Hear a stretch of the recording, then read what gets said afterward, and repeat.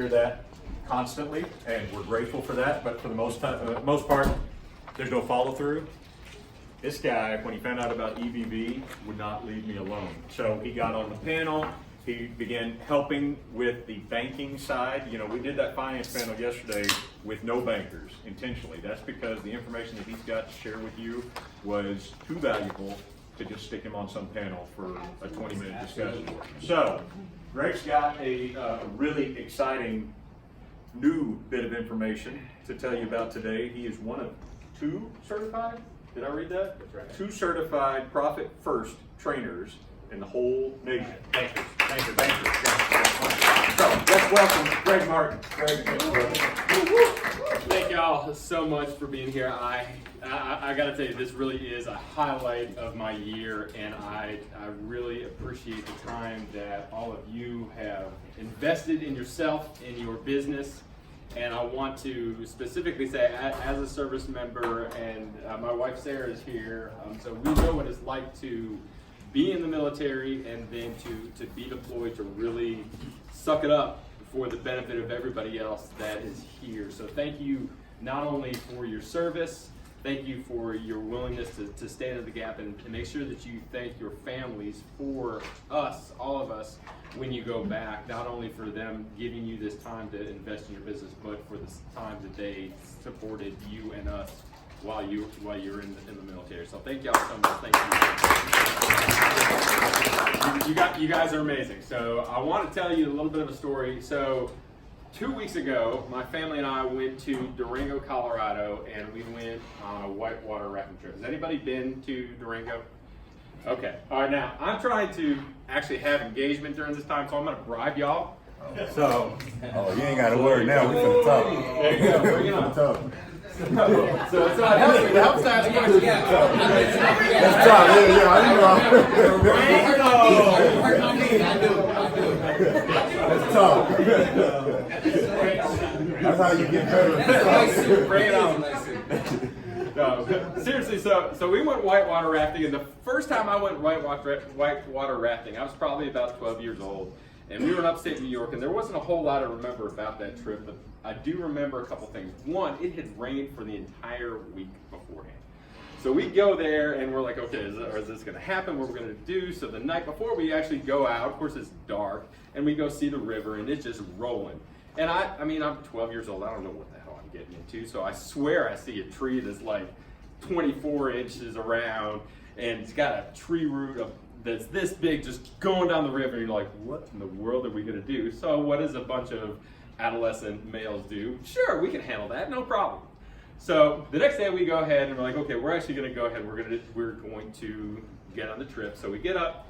And the raft guide stands up and says, hey everybody, I'm Jimmy, I'll be your raft guide today. I want to help you hit your targets of having a fun and a safe adventure. There's a couple rules. First off, stay in the boat. You're not going to get hurt unless you get out of the boat, so stay in the boat. That's rule number 1. Rule number 2, in the event that you feel that you can't follow rule number 1, when you get in the water, make sure that you have your nose and your toes pointed downriver so you don't bash a rock.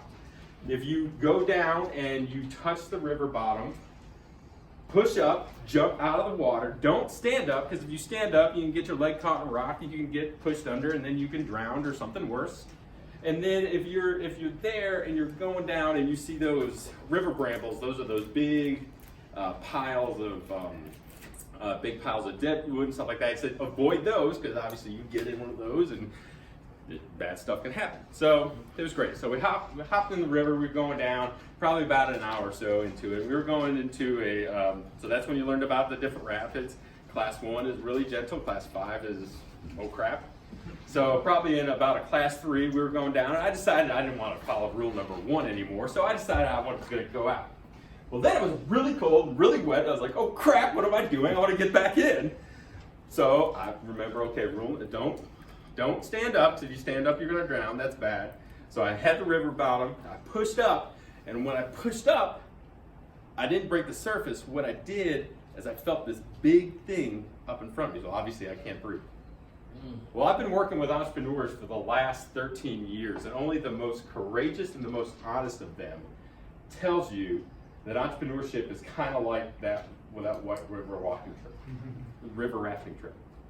Sometimes it's smooth as glass and you're just paddling along. You and your team are all giving way together. You're saying, okay, I want to go this way, and it's just smooth sailing. And then the second you turn a river bend, then you're at class 5 and you're paddling like crazy. You don't know what the hell's going on. You're trying to go forward, you're actually going backwards. You're wet, you're cold, you're scared, you're depressed. So, welcome to entrepreneurship. And welcome to the venture this year. And like I said, the most honest of the entrepreneurs will say that. But one thing that I have learned going through and working, being in the Army and then working for the bank and becoming a certified profit professional, there's one thing that is going to help you navigate a class 5 and allow you to withstand that better than anything else. And that one thing is profit. And I'm not talking about profit in the sense of you go to the end of the year, your accountant goes, hey, congratulations, you made $125,000 in profit. And you're like, where the hell is it? Because I just looked at my bank account and I got 13 grand in it. It's not there. Where's that money? It's like, well, that's accounting profit. That's not real profit. You know, that's book profit. So I'm not talking about that. I'm talking about legitimate cash in the bank that gives you flexibility to achieve your strategic goals and to weather those class 5 rapids in entrepreneurship. So if you want to go ahead and maybe you're in an industry that has a lot of uncertainty, maybe there's some government regulation that can impact it positively or negatively, well, profit helps you weather that. You want to build a war chest and you want to provide security and comfort for your family, for your employees, for the people that you work with, profit allows you to do that. You want to expand your business either by buying your competition or maybe diversifying your cash flow and entering another sector, buying another business, buying another investment property. Profit allows you to do that. Now, traditionally, we've all been taught, and I'm sure that in your accounting class earlier, and you know you can kind of check me if I'm wrong, but normally the traditional accounting method is that we have our sales minus expenses equals our profit. I mean, and that makes sense. But really, what I want to talk to you about is we're going to flip that on its head. And we're going to have the profit first model says that sales minus profit equals expenses. All right? I was a management major here. Have you all met any of the core members? Okay, well, all the core members for all 4 years sleep in all the classes, so I was a core member. So I was going in the Army. I really didn't need to get a degree. You know, that was fine. But as you're going through this pretty, I understand simple algebra. So the profit first model is sales minus profit equals expenses. All right, before we dig into it, I want to go ahead and I want to talk about something called Parkinson's Law. Has anybody heard of this before today? Okay, so Parkinson's Law it says the demand for something always expands to match its supply. So I need 2 volunteers. Right here. 1, 2. What you need me to do? Come on. Fight? No, not fight. Oh, good luck, old man. All right, so I'm gonna give y'all a task, real simple task. Have y'all operated a toothbrush and toothpaste before? Once or twice. Okay, so we are familiar with the general apparatus. Okay, good. So your task, both of you, is to take the toothpaste tube that I gave you, and I want you to put 3 drops of toothpaste, like you would be brushing your teeth, on the plate.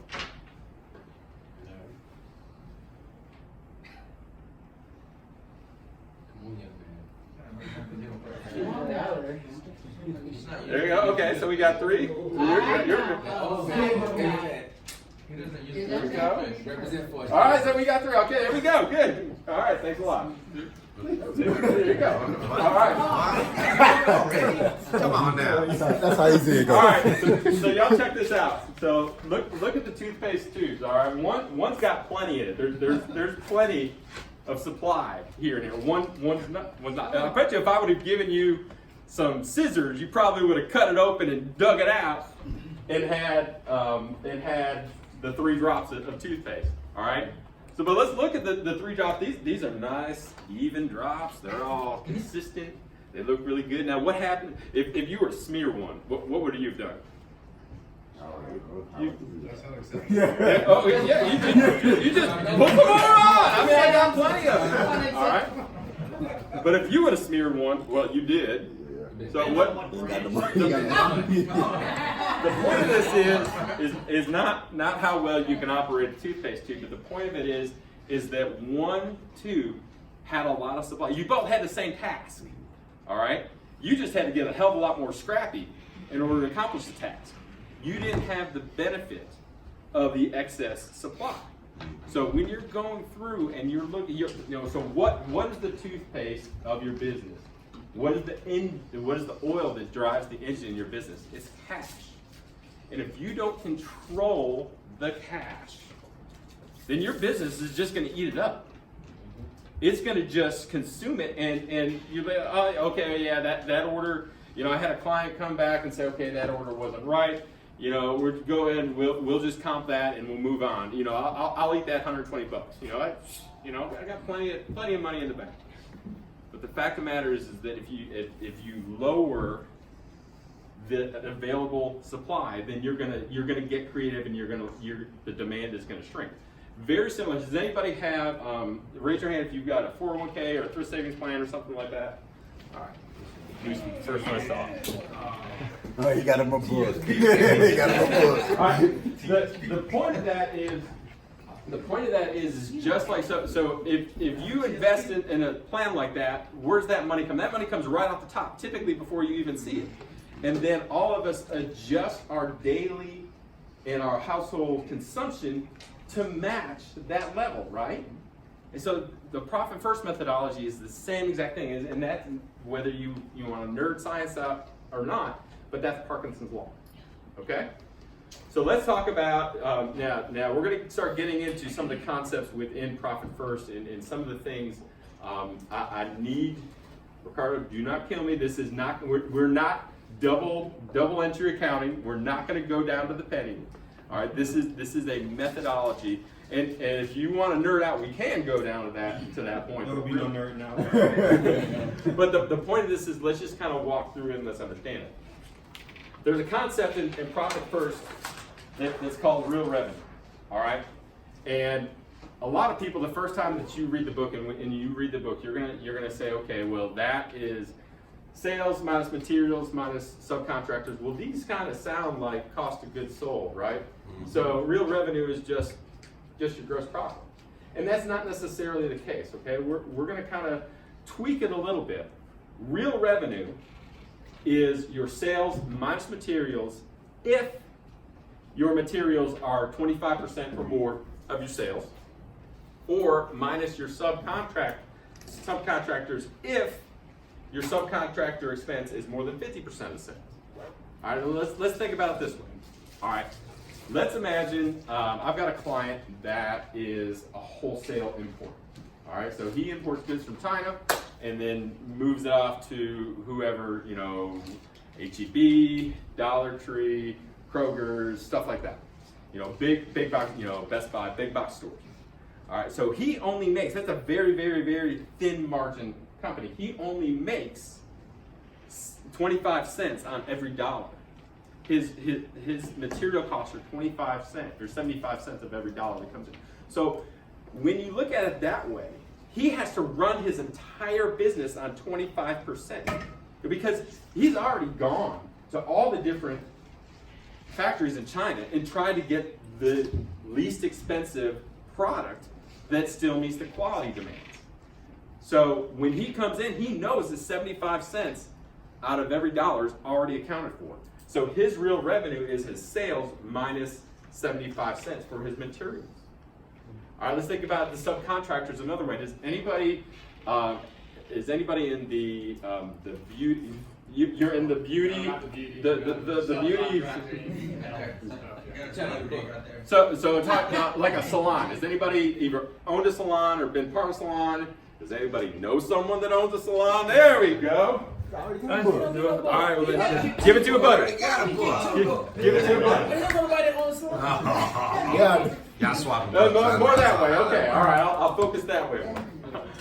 All right. So the way that most salons work is that you've got a salon owner that maybe goes and they're the ones that sign the lease for the building, stuff like that. And then they've got subcontractors that comes in and they rent the booths. All right. Typically, the owner will take a portion of whatever the proceeds are, and there's a system. It's all the credit cards are kind of tied into one, and then so it all goes into the owner, and then the owner says, okay, well, I'm going to pay you out. Well, a lot of that situation, okay, if I'm the one cutting hair, styling hair, and those are my book of business, those are my clients coming in, I'm not going to give you 75% of the stuff. I'm going to give you maybe 60%. I don't know, whatever that is. But in that instance, when it comes in, so that salon owner, they know that for every dollar that comes in, there's 55 cents that's going to go back to that subcontractor. So they have to operate their business. They have to have the overhead, the lights, the utilities, the rent, the insurance for them. All of that stuff has to be done with just the amount that they come back in. So from a profit first standpoint, we look at it and we say, okay, your real revenue is your materials minus your subcontract, your sales minus materials, subcontract equals real revenue. Okay? All right, so let's kind of get into where we're going. So the way that the profit first methodology is to actually go and control that cash eating monster that you call your baby, your business, is that we say, okay, well, we're actually going to go ahead and we're going to set up a couple different accounts, and this does a couple functions. One, it puts a dollar to work in every single place. You know exactly where it's going to go, and you know exactly what it's going to do. And two, it's a cash flow tool that as you go in and you start looking at these distributions, you can actually understand the rhythms and the cash flow of your business, so that if something were to come up, if there was an expense that you hadn't accounted for, without this type of system, you go the entire month. That's if you reconcile. Who reconciles their books at the end of the month? Every single month. Well, I'm not gonna. Here you go. All right. So if you have that expense early in the month, you're not going to catch it within and see the impact until you actually reconcile. If you don't reconcile them, I've got clients that unfortunately it's 2 or 3 months, 4 months before they've reconciled. So they're like, where that? I should have 10 grand more in my account. And it's like, oh yeah, I remember back on October 3rd, I had that material, the supplier couldn't come through, and so I had to get the material, so I had to go and I had to buy double material. Yeah, forgot about that. But with this methodology, you actually can see that, and you can kind of work through the rhythm of it. So the way that Profit First is set up is that you've got a bunch of multiple accounts, and some of these, most of these are set up in one bank. The book talks about having a secondary bank. Question? Yes, Greg, before you go too much further, what electronic software tool are you using to actually set up Profit First? Your bank, the app on your. You're using an app? Yes.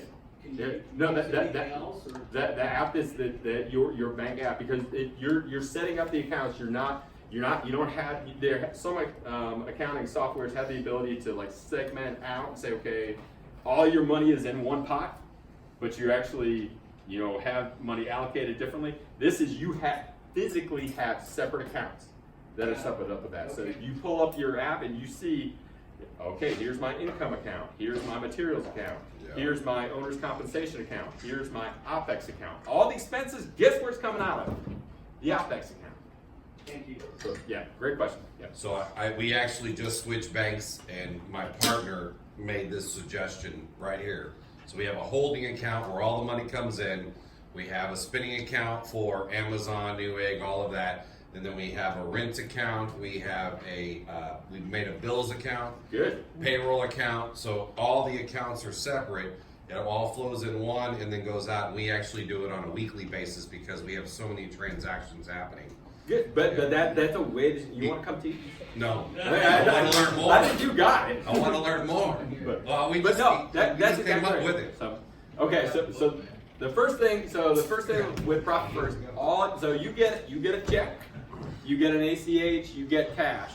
It's got to go into the bank. Okay, so we're gonna put everything into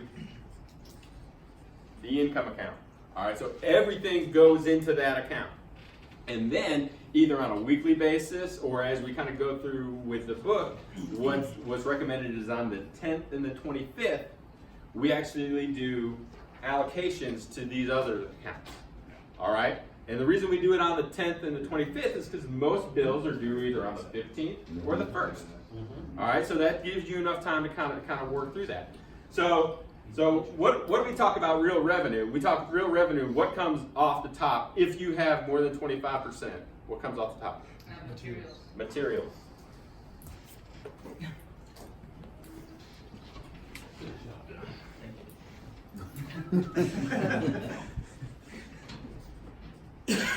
Okay, and if it's more than 50%, what comes off the top? Subs.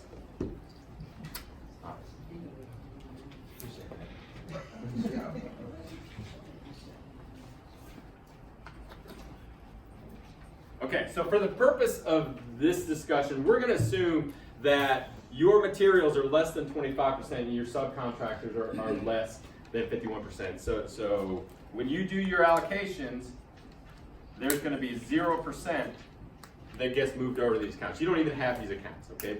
These accounts can be opened up, but they don't have to be.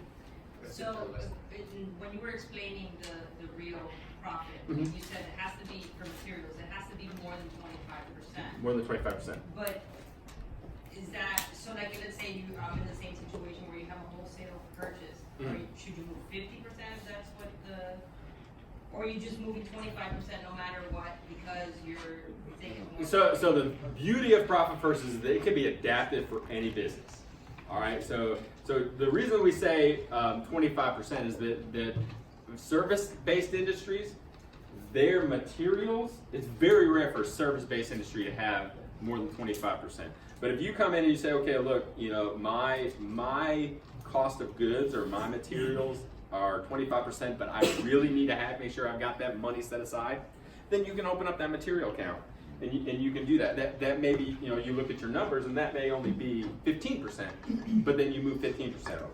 Okay, but then you're coming to the real revenue, and the real revenue is what you're gonna fill the rest of these buckets with. Okay, so purpose of discussion, we're gonna say that that's 0. But let's say, okay, so now it's the 10th and it's time to do an allocation to all these different ones. All right, so the first thing you're going to allocate for is profit. Get it? Profit first. That'd be kind of stupid if I did. All right, so let's go ahead and let's assume that you're going to want to have 10% of every dollar that's in the income bucket go into your profit bucket. Then the next one is, and some people call this the profit temp, all right, because it's going to be a temper. It's just a holding account. The next one is going to be your tax, because everybody Gotta pay the tax, man. has a silent partner in their business called Uncle Sam, and Uncle Sam doesn't give a rat's ass No. if you got the cash or not. You gonna get it? He's like, I got soldiers to feed. Come on, you're taking money, you're taking food out of soldiers' mouths. Pay me my money. So you have to have a tax account that's set aside, so at the very least you know that when the tax man comes calling, you're gonna have that. So Is that all tax or? it can be all tax. Typically, what we look at and what I work with my clients is just their income tax allocation. But again, if your business has there's some businesses that have they have to collect sales tax, and so you're just passing that sucker through. All right, that's not your money. When you get it, that 8 1/4 or whatever it is, that's just passing through. So I actually have some clients, they go and they make a sales tax account. Again, this is completely customizable to what works for you. All right, so let's go ahead and let's say that you're going to put in 15% of every dollar that's in your income, and you're going to come down and you're going to put this in the tax account. All right. The next account that's going to get funded is the owner's compensation account. Okay. And this owner's compensation account is the account that funds you as the owners. You are the most important employee. If you don't exist or your other owners don't exist, then your business is super sucking. All right, now this goes completely counter to what we're taught in the military. So what are we taught in the military? The leader eats last. Who said that? Me.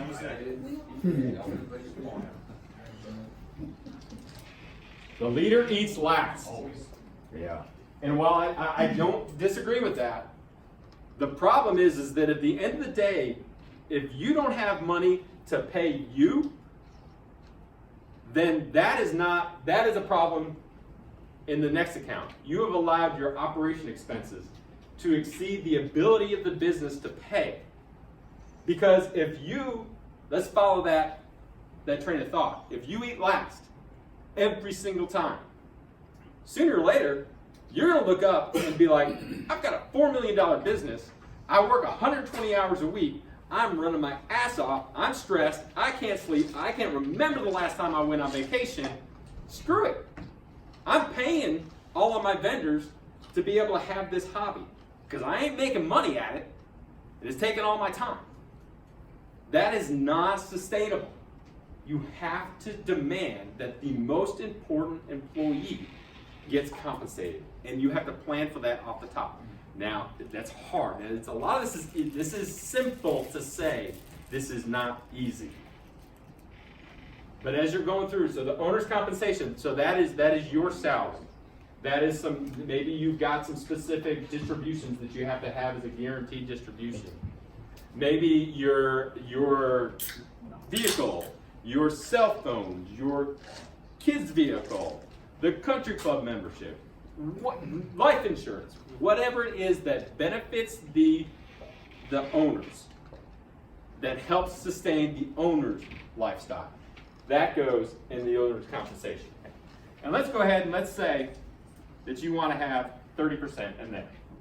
All right, so what's left? Not much. Okay, but what do you actually, your business actually has to do stuff, right? I mean, up till now, I haven't paid, Yeah, 55% is what you got up there. Yeah, you got Right, 45 left. 30, no. That's 55. 30, That's 40, 55 right there. So how much do I have left? It was 55%. 45 You left. got 45 45 left. 45. Yeah, 45% left. Oh, you giving What books the heck away. you Not doing bad. all that? Yeah, now You ain't spent a dime yet. You ain't paid your people, you ain't paid your rent, you ain't paid electricity. You haven't paid any OPEX. Anything. So you've got 45% to run your business, your operational expenses. All right, and we're going to get into it, and this is where, when I go through it and we go through the analysis, that this sucker gets out of control. This is where the cash monster comes. All right. That is the cash monster. Now you need to think, okay, I've set this stuff up. And I'm going to go ahead and I'm going to say, okay, 45% of every dollar. So I got $100,000 in here. I got $45,000 I got to survive the next 2 weeks on. All right? If you go over that by a penny, that penny is coming out of here or here. It's coming out of your profit or your compensation. Either way, it's coming out of your pocket. Because Uncle Sam is not coming out of his. Yeah, he ain't And gonna you get no sure money as hell back. don't want him to be your lender. So you have to realize that every time that you allow your OPEX to exceed what you set, you are paying for that. Where's insurance fall, ideally? OPEX. Everything that it takes to run your business. All right. So we'll talk a little bit more, but so we've got these two other accounts, and in the book it says that these two accounts, you need to put these two accounts with another bank.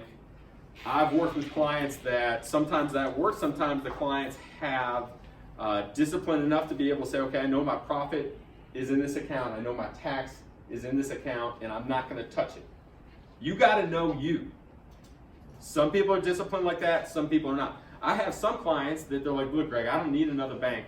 I'm gonna go set up these accounts up, and then I'm gonna tell you every time that I do a profit allocation and a tax allocation, and then you as the banker are gonna put a hold on that account.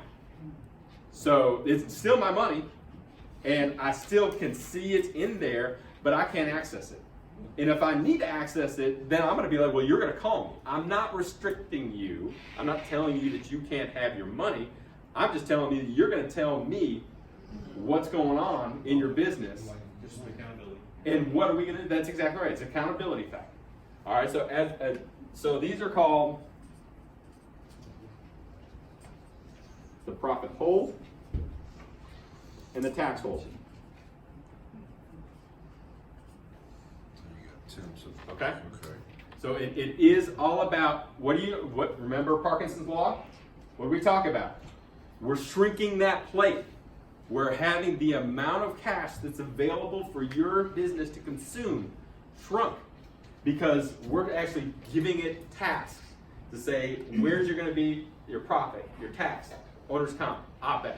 Now what this is also going to mean is that when you start looking at OPEX, you don't, when I walk with clients and they say, okay, well, gosh, Greg, I gotta cut 20% out of my OPEX. There's no way I can do that.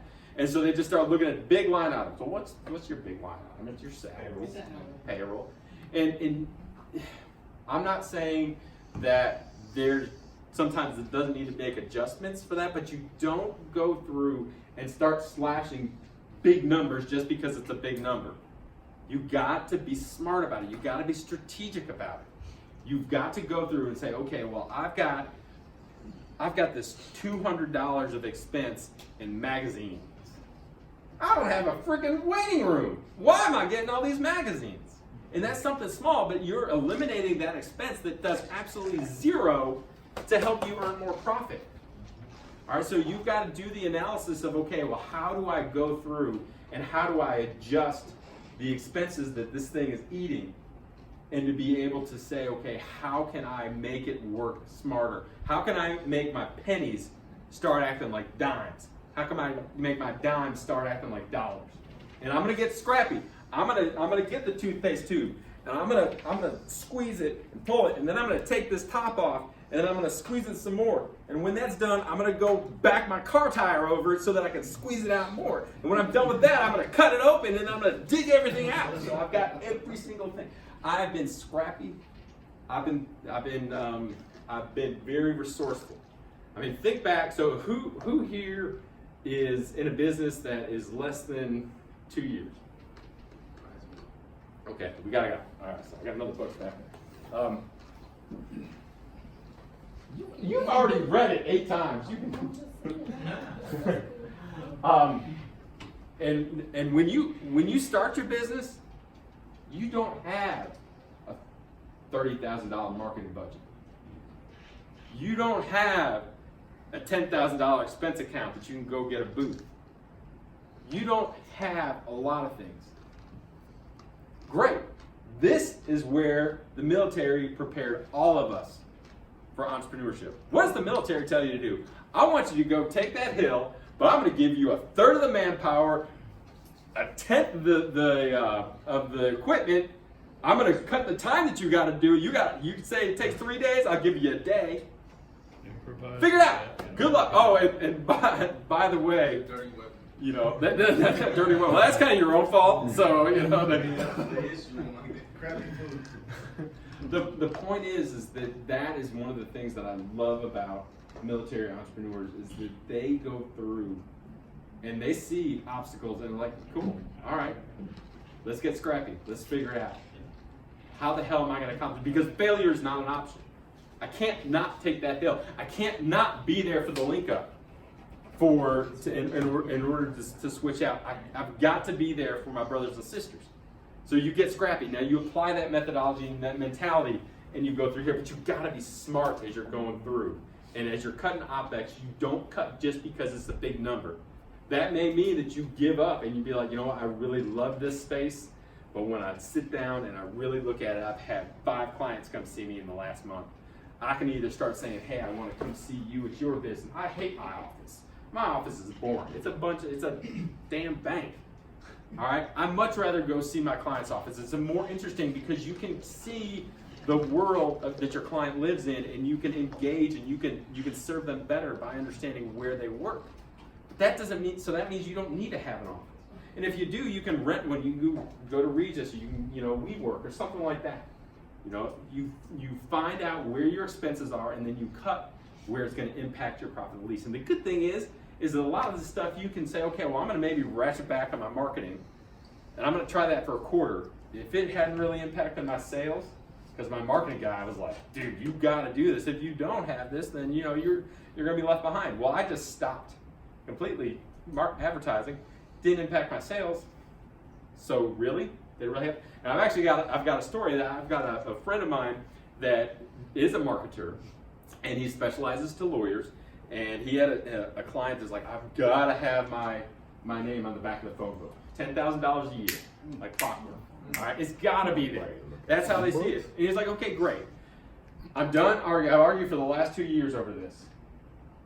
Here's what we're going to do. We're going to go ahead and we're going to put a different phone number on that page, and we're going to track to see how many calls you get in. So he's like, okay, that's cool. We'll do that. He did that for a year. Anyone want to guess as to how many calls he got? 1. 0.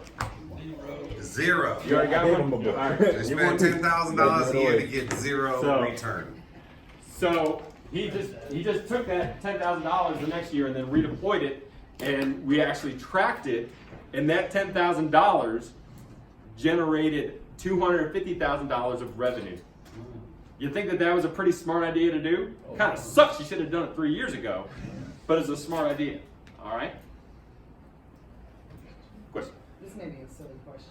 So No silly question. we paid ourselves and we done all these other things. What are we doing with the profit? Is that what we're doing to invest? I'm sorry. Man, you're like a plant. All right, I want you to show me the money. All right. She been looking for a book. She wanted a book. She made sure she got a book. She went up there and peeked. Don't worry, she won't say anything.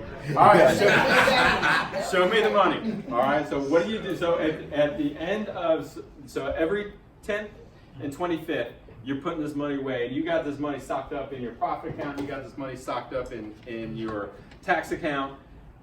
Your owner's comp has been drained because you kind of like to eat yourself, so you pay yourself out of the owner's comp, and then you run your business on your OPEX, okay? But now you got these 2 nest eggs here, all right? Well, tax man's going to come, and he's going to take care of his, all right? But, so what do you do with that profit account? So you've gone through, and let's say that you have a $400,000 revenue business, and so for that first quarter, you did $100,000 worth of work, and we had a 10% profit allocation. So who's got good math skills? How much is in that account? 10,000. All right. So what are we going to do with that 10,000? All right. The first thing we're going to do is we're going to take a little bitty portion of that, and we're going to celebrate. You're going to take that out. You're going to go have dinner. Hell, you just have ice cream on the business, but that is, you do something to celebrate that your business is now in a position that it is paying you, and it's paying you profit over and above your compensation. So you go out and you always celebrate. Now you've got to have discretion and maybe celebrate just maybe with 1 or 2% of it, not all 10,000 of it. And this we're going to get through. This is where I kind of tweak profit first a little bit, and this is where I think that working with entrepreneurs and being a profit first banker has been very beneficial. The first thing that you need to build up is an operational reserve, and I think every company needs to have an operational and a strategic reserve. And speaking to this group, you guys understand the difference between the two. For those that aren't familiar with it, maybe think of it from the Dave Ramsey method, the baby steps, all right? The first step is to save up $1,000, all right? Your goal is to save up $25,000, but you're gonna start with $1,000. So in case something happens operationally that you don't understand, that maybe that supplier that you had, it went out of business, and now you gotta jump through hoops and you gotta overnight suppliers from something else, and that's going to cost you an extra $700. Well, you can't go back to your clients and be like, hey man, I'm so sorry, my supplier screwed me, I need to raise your price $700. They'll be like, nope, too bad, so sad. That's a you problem. That's not a me problem. And so now you've got a reserve to kind of cover that. And that's a small amount, and then we're going to go and we're working at the strategic reserve. What about planned growth? I know I'm gonna hire somebody next year, et cetera. Perfect. That's exactly. So that's one of the questions that I get from a lot of entrepreneurs is like, look, I need to hire somebody, you know, and they need to do X. Can I afford it? Well, how do? You open up maybe a separate account, and that's a planned growth account, and you start shoving. Okay, you're going to pay him 60 grand a year. I don't know.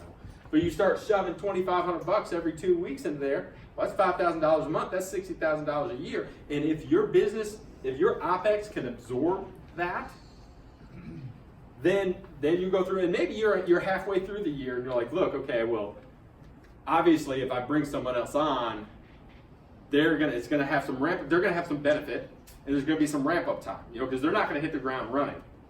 And so you're 6 months into it, so you got 30 grand worth of reserve right here. So you can go ahead and you can bring them on. You've got 6 months runway already with them that doesn't impact your operating account, and you're ready to go. And you're saying, okay, that's good. So then your business has just cushioned itself for that 6 months. And then when that 6 months rolls off, they're either up and running and generating more profit so that they can sustain themselves, or we're having, you know, a little heart to heart. Okay? What percent of profit did you say to allocate to that fund, operations, strategic recommendation? So it depends on what your personal business is. I write a bunch of articles and post them on LinkedIn right now.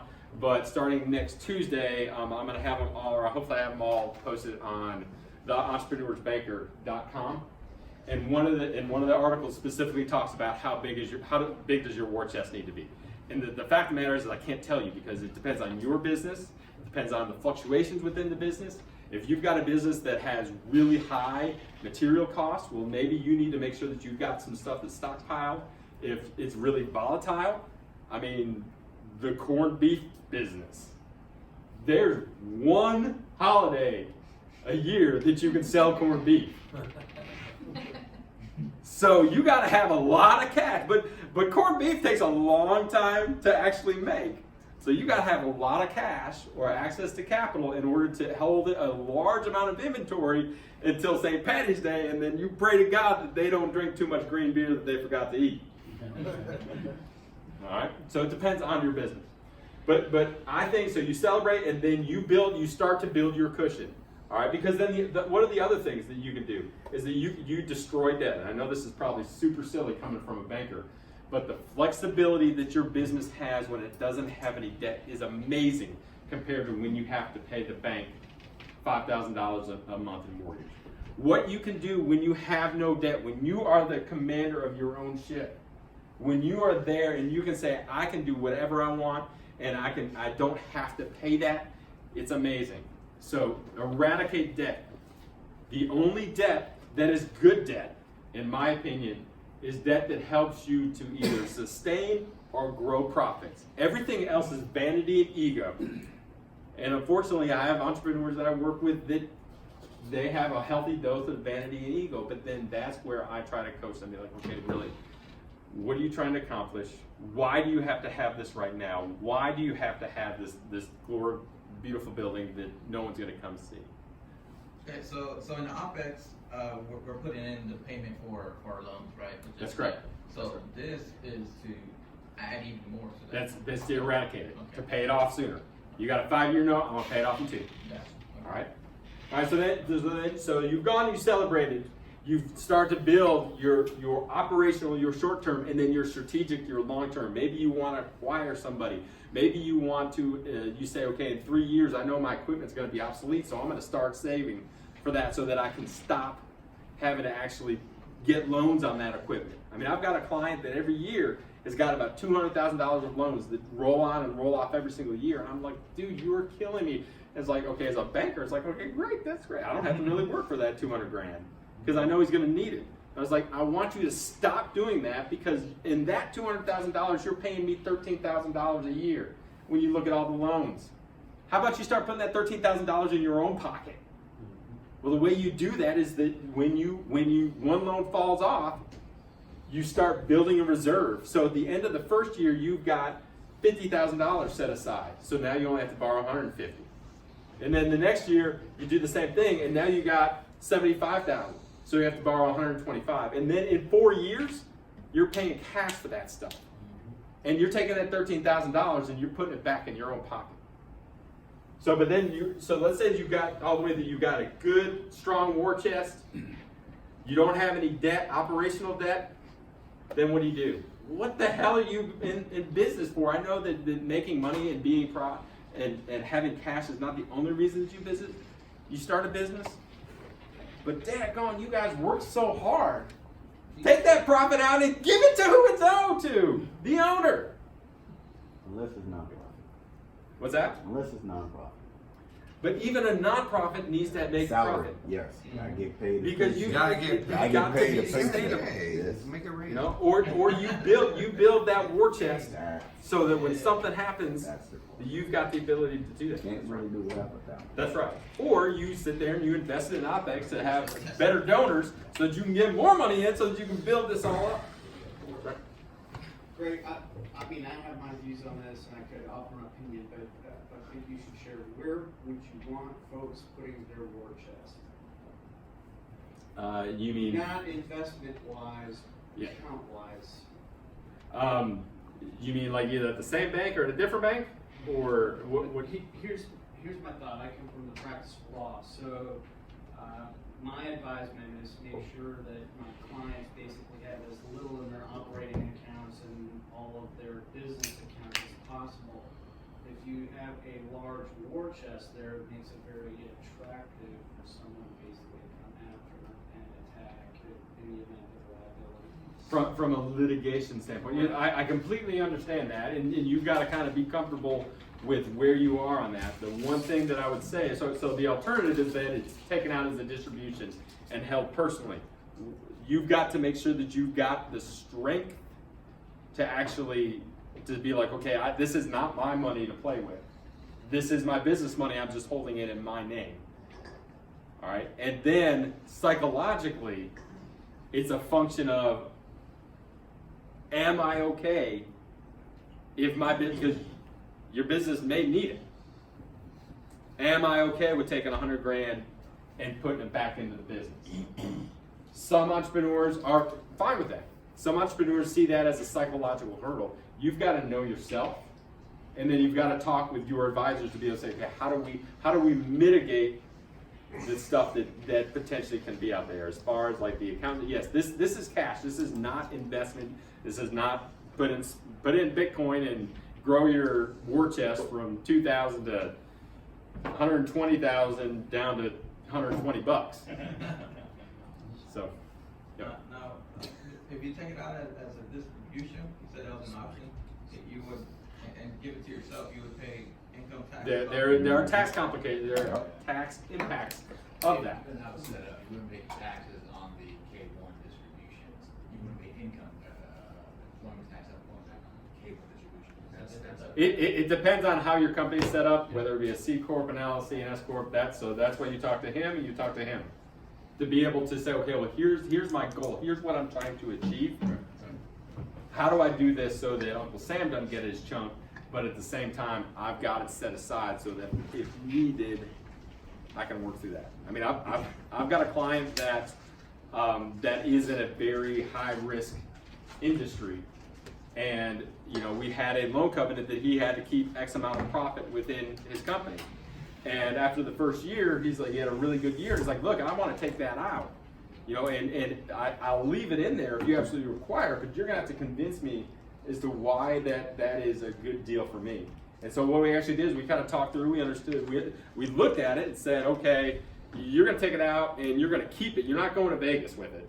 So you're gonna come and you're gonna actually keep it and just hold your war chest personally because you are in a high risk industry. And we were okay with that. We actually modified the covenant so that he was okay. All right? Would it be a good idea to buy gold with it? And just hold it? I'm Like, my personal opinion is that, so how good are you at predicting the gold commodity index? it's down, it's never, but, okay, so. But think about it, because it's just like the stock market.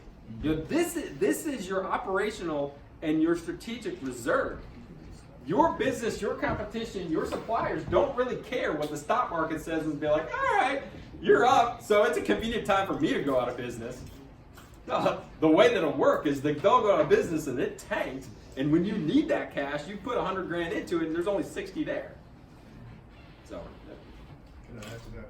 Just to, never invest in anything that you can't afford to lose.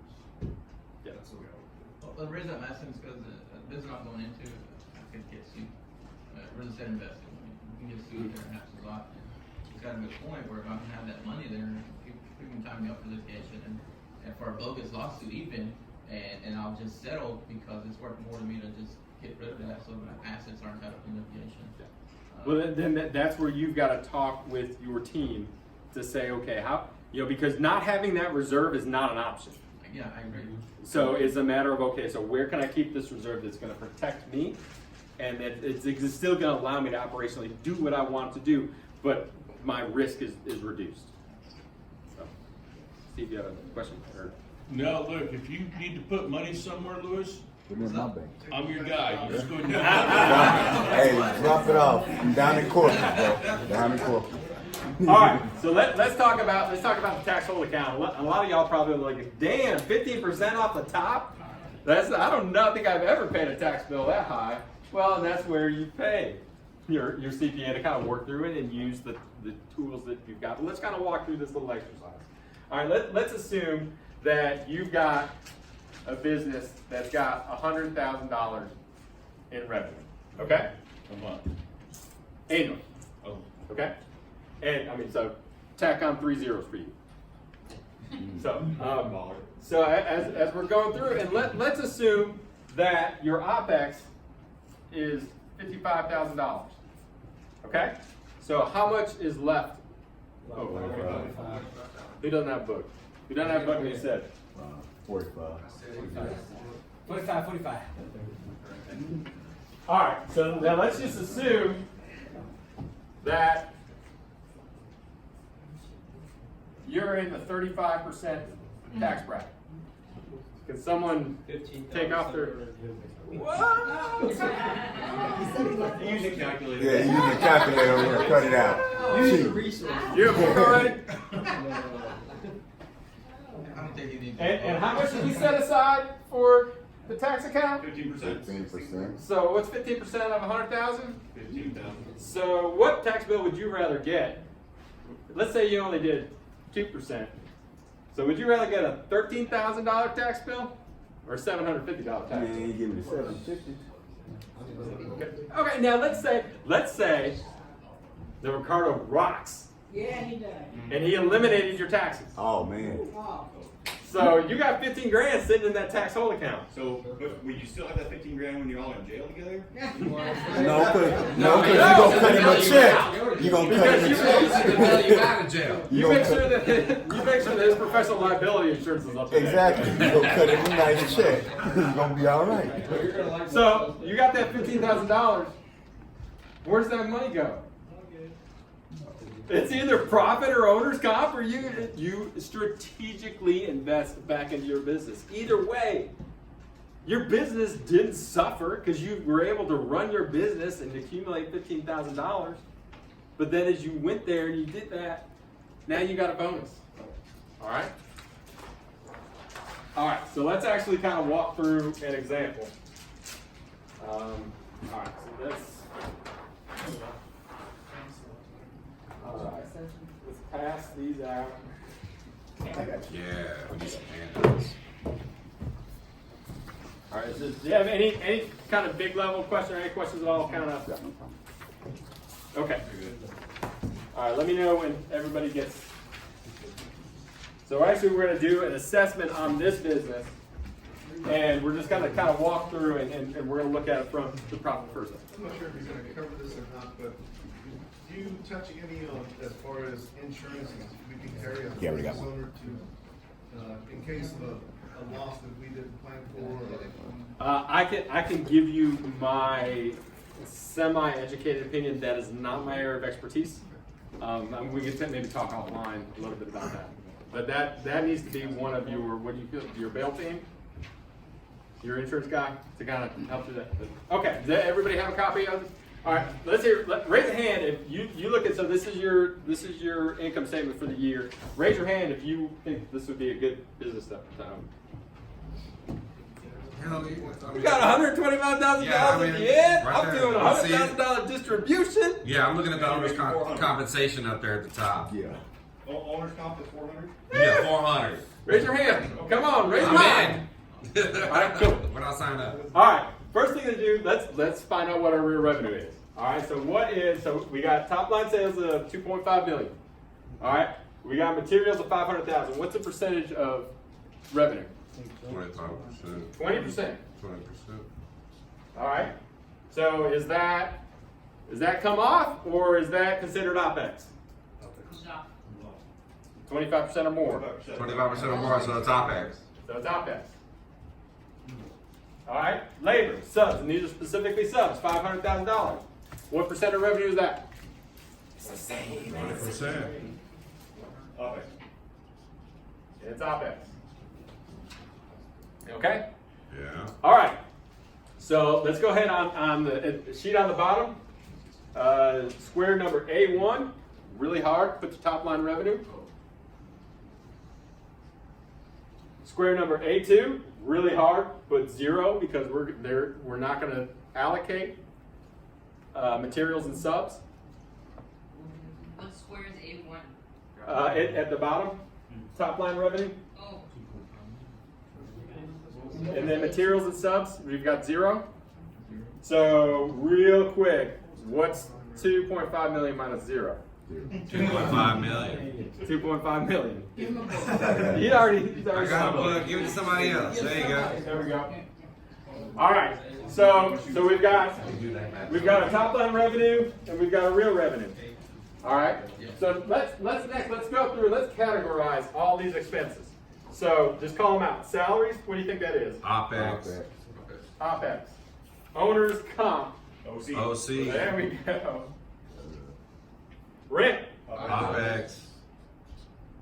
Licenses. OpEx. Interest. OpEx. No.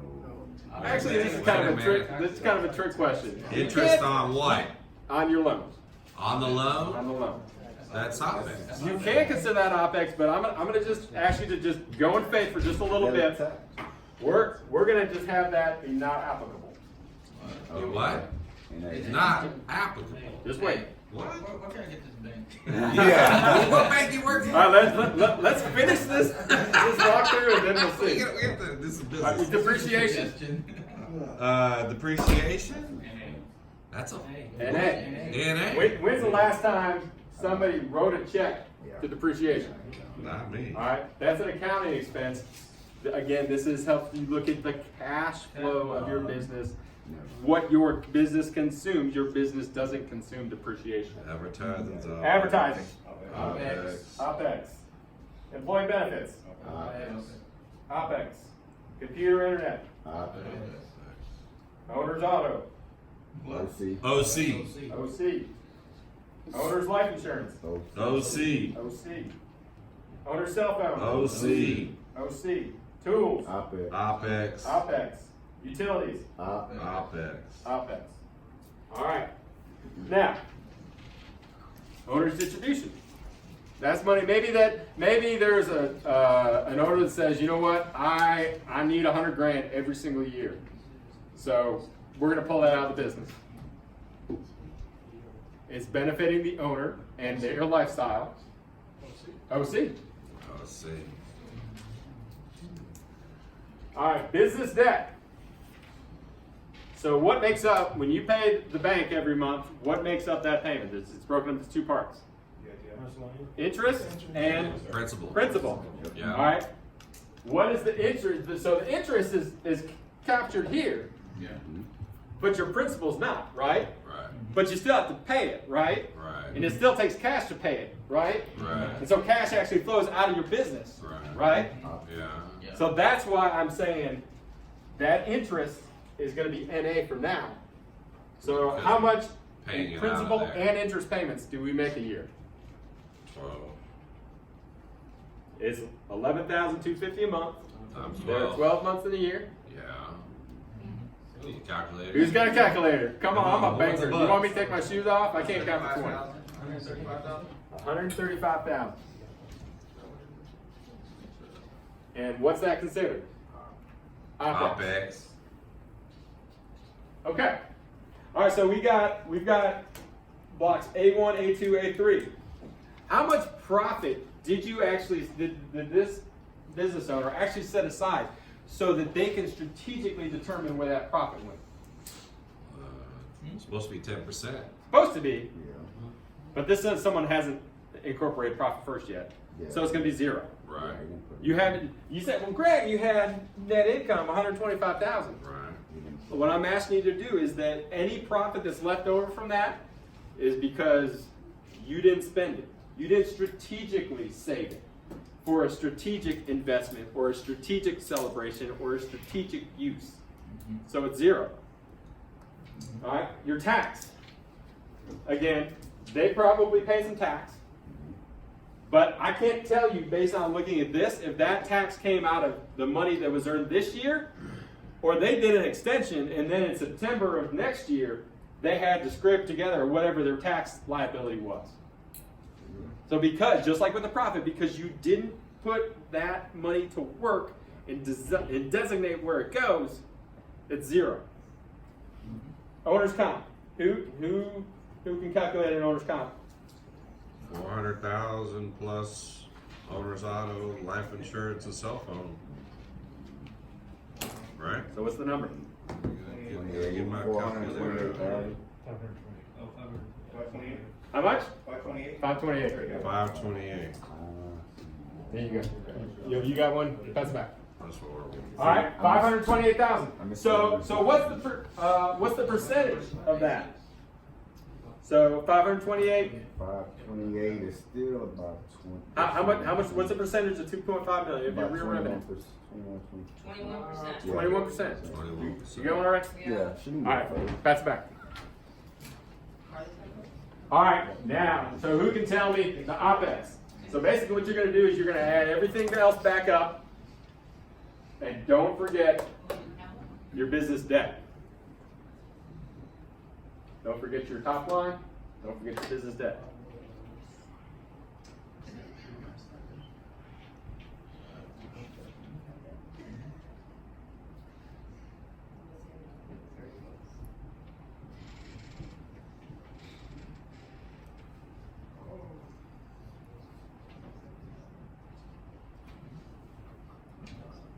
Anybody got it yet?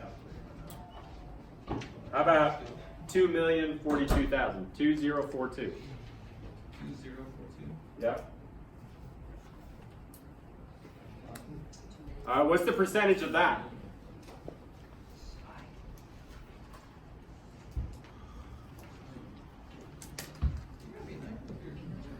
So what's 2.5 million divided by 2042? Or how much? 66? No. 2 out of 2.5 or? Yeah. So 2.5 million divided by 2,042,000. Yeah. Or Less than 1%. yes. Okay. What's 2,042,000 divided by 2.5 million? 81%. 80. What? That's. 2%.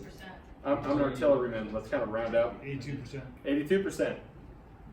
Okay. Again, my math isn't very good. What was owner's comp? What percentage? It was 21. And what was OpEx? Yeah, it doesn't make any sense right now. 82. 82. So who wants to be in this business? What? I ain't Wait. signed my hand up anyway. Yeah. Hold on. No, yeah, Well, I you mean, it's spending easier more. to fix, just Well, what you're not accounting for is the fact. Okay, let's just look. You made $125,000 in net income, so you add back depreciation and interest, but then you pay back $135,000. Mhm. But you're paying yourself $400,000.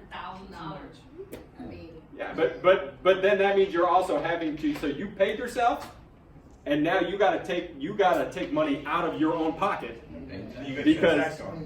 because you got tax, and you gotta take that out in order to even run your business. And you're breaking the, what is it called, the This isn't the product first though. And well, you're not taking money back and forth doesn't pierce the corporate veil. But isn't there a lot there to play with, and you just have to fix your expenses? There you go. And you need to fix your expenses, and then you need to start actually going and allocating. Because the cost of goods sold is really low. Yeah. But it's a matter of going, and so you're finding expenses. And you know what? That may mean Rent. that owner's comp maybe comes down a little bit, maybe. It's got to come down. That rent, Yeah. damn, that's a real, That's what. you know, That's the first thing. 20 grand a month Nah. in rent. Nah. But then But this exercise, you can start figuring out how to squeeze the toothpaste. Yeah. Exactly. What the point of this exercise is, where are you today? This is to slap you upside the head and to say, here's where you are today. Because when we started this, everybody looked and said, okay, I got $125,000 net income. Hell yeah, sign me up for that business. I'll do it all day long. Nope. The fact of the matter is when you sit there and you own your business, you own the numbers, you have ownership of everything that happens in your business. And when that day comes, then you can start making adjustments. All right? Okay, so that's all I've got. But let me kind of tie this all back together. So y'all remember when I was 12 years old and I was at that whitewater rafting trip, and I pushed back up and I didn't have anything I couldn't get through the air. Well, it's because the damn boat had gone over me and I was backed upside down. So then I remembered the third rule that the guy said. It said, oh yeah, and if that happens, you just simply take your hands and you walk back out, and then you get your head above air, put your nose and your toes down river. I'll come and I'll grab you back in. So at the end of the day, the point of all that is that as entrepreneurs, you guys are going and you are the master of your own destiny. You've got to understand your business better than anybody else because no one else cares about your business like you do. And to be able to come alongside entrepreneurs is what God made me to do, to be able to help entrepreneurs hit their 10-year target. And what I challenge every single one of you to do is to start thinking about your Fab Five. What are the 5 people that you surround yourself with that actually understand and help you define your 10-year vision, and then actively push you towards success, however you define that? Do not allow those Fab Five just to be, whether it be another entrepreneur, or your banker, your insurance person, your attorney, your CPA, whoever that is, don't allow them just to suck life out of you, but actually demand that they push you towards success. You go and you find suppliers, you find employees, you find customers that give you a strategic advantage against your competition. The point that I want you to start thinking about is that you need to have that Fab Five also do that. So thank you all again so much for this time.